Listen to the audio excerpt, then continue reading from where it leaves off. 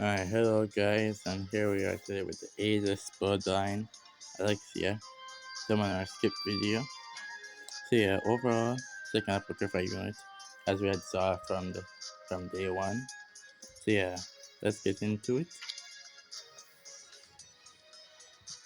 Now after looking at our skill, we can see she has a 5-hit ultimate that lowers defense and crit defense. And then we awaken it. You get some more damage to here, some more defense, extra hit if the target is afflicted with a status ailment. And status ailments include the weakness that you can get from this Apocrypha Alpha. Yes, that's ailment, which is why you'll definitely want this Alpha instead. But overall, yeah, to get that extra hit on our ult, you definitely need a status ailment to be present. And our skill 1 Patience Resolve, base your own attack, speed, and crit damage limit. It's pretty much, as you can see, crit damage limit is for practical just raises the damage limit, the normal damage limit, but only when a critical hit occurs. And then, so yeah, it's practical, it's like charge, but for damage limit, but for critical hits only. I like good thing is that it's for 60 seconds, so more times you uses it, the more times you uses it, the more damage limit he can get.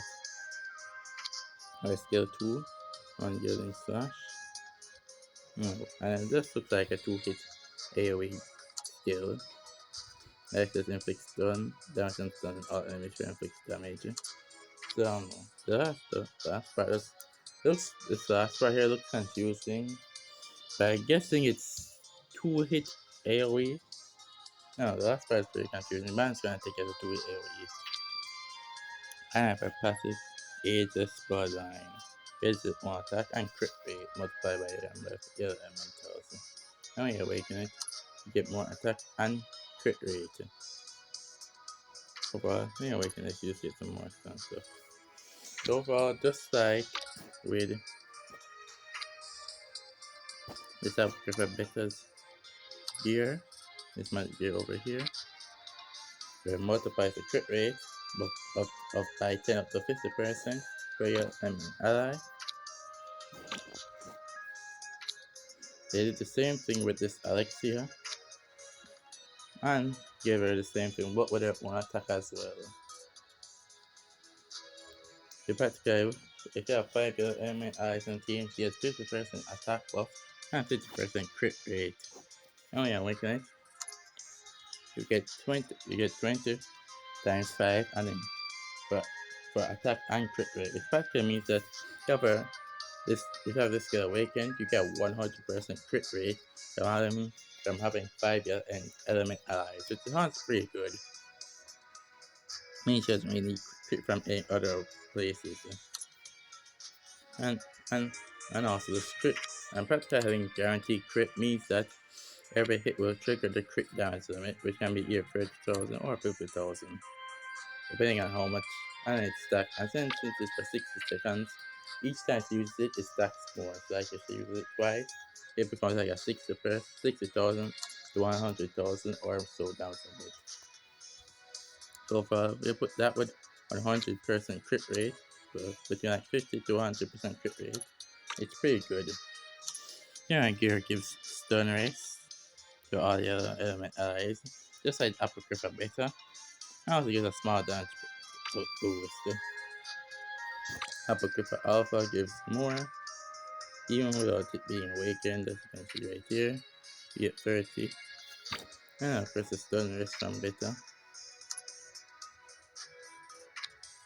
As you can see right here, it is speeders and stun race.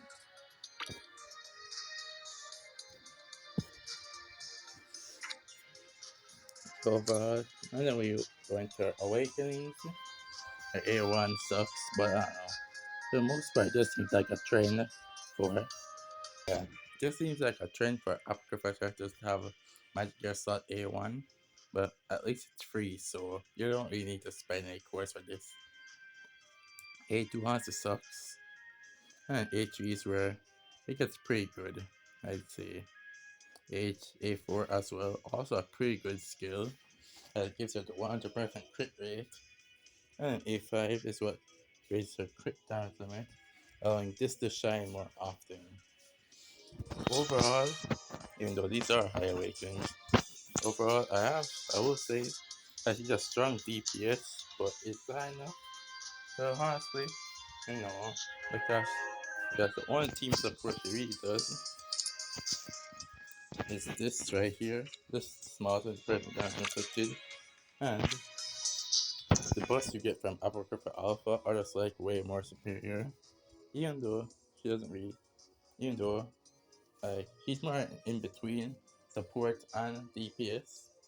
Like you get some attack buffs here and some speed buffs as well for all eyes, and some for herself as well. And then you get this damage inflicted buff as well. You also get a debuff and status ailment cancellation every 10 seconds. This pretty much means that Alpha keeps your team safe, and actually only protects you from like stun resistance, which is cool for World 3. Overall, but she is a pretty strong DPS. It feels like she doesn't really fit right now.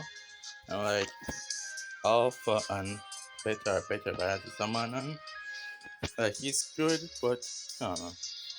Just doesn't feel like it's not enough.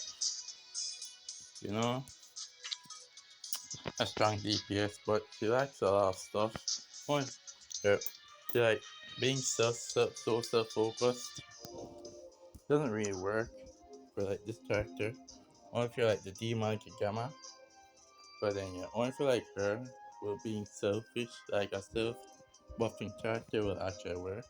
Or if there's an overpowered character overall. But otherwise, for this Alexia, it doesn't really play out well. And her key awakenings require her from A3 upwards, which is a lot.